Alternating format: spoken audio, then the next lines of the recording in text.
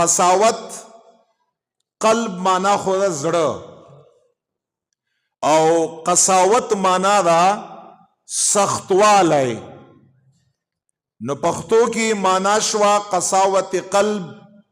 د زړه سختوالی. دا د هر دویم انسان بلکې تقریبا هر انسان په دغه روحاني بیماری کې مبتلا دی. زمونږ او ستاسو زړونه دا ډیر سخت دي، زنګجن دي، خیرن دي په ګناهونو باندې. او چې کله په معاشره کې د افرادو د خلکو زړونه هغه سخت شي، الله د مونږ د سختوالي د زړه نه وساتي. خدای پاک د مونږ له نرم مزاج او نرم زړونه د الله ذکر او د الله د دین د پاره نصیب کا. خو نن سبا معاشره کې د خلکو زړونه سخت دي، په هغې کې قساوت دی،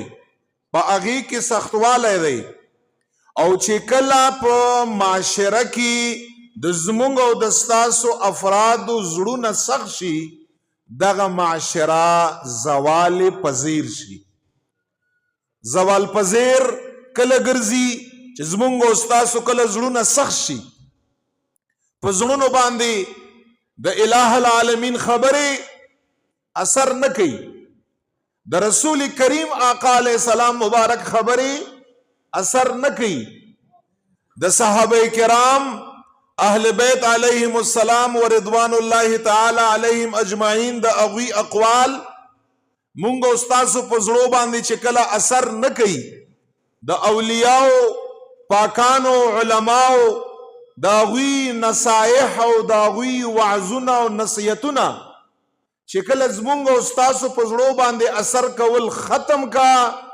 دا د دې خبرې دلیل دی چې زمونږ او ستاسو زړونه سخت شوي دي. لکه نن سبا دا ماحول هر سړی د خپل کور، کلی، وطن، علاقې، د ښار د هغې چانج پړتال د دی وکړه په خپله باندې. چې کله جانچ پړتال دی وکړه په خپله باندې، په دې نتیجه باندې به ورسي چې زما علاقه د ستاسو علاقه، د زما وطن د ستاسو وطن، د معاشرې تقریبا د اکثرو افرادو دا زړونه داسې سخت شوي دي او داسې په زنګ باندې زنګ آلوده دي چې الله په ذات قسم چې رب ترې نه هیر دی، آخرت ترې نه هیر دی، مرګ ترې نه هیر دی، حشر و نشر انسان بمری، الله ته به ودرېږي، حساب و کتاب به ورسره کېږي، جزا و سزا به ورته میلاویږي، دا ترې نه هیره ده. د دنیا حب دی، د دنیا مینه ده، په دنیا کې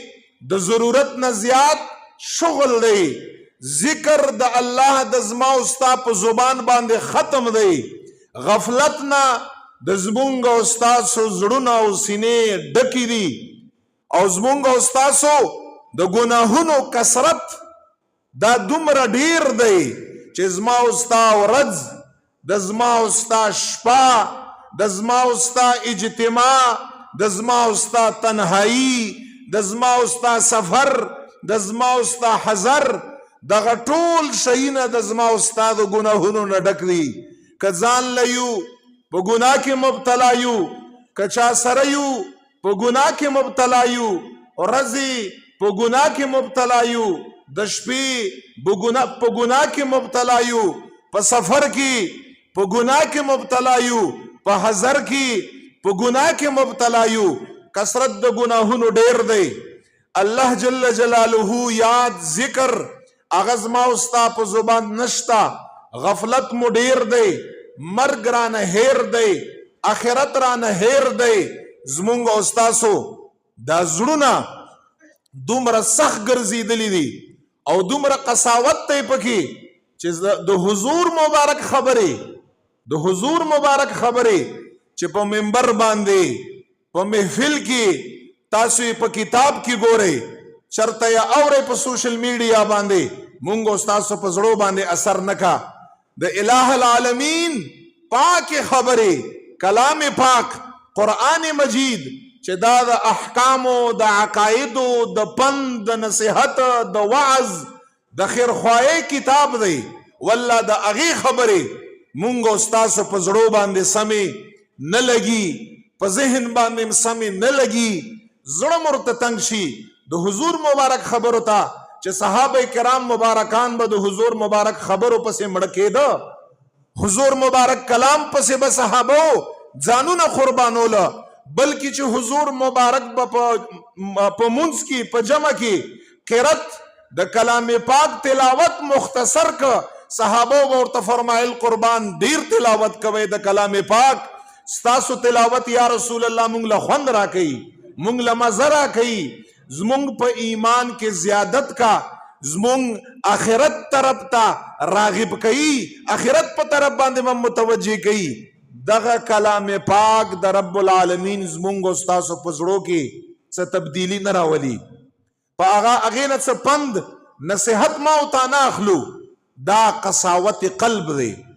دا شقاوت قلب دی دا هغه فساد د زړه دی او